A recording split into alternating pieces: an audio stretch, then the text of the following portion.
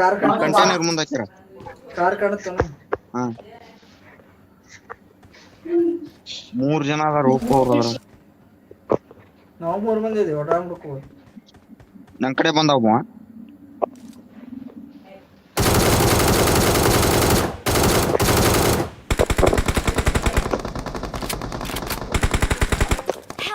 ಅವ್ರ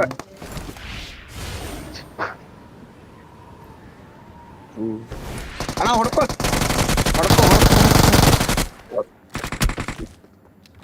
ಅಣ್ಣ ಇನ್ನೊಬ್ನದಣ್ಣ ಎಲ್ಲದಲ್ಲ ಅಲ್ಲೇ ಹೊಡ್ಕದ.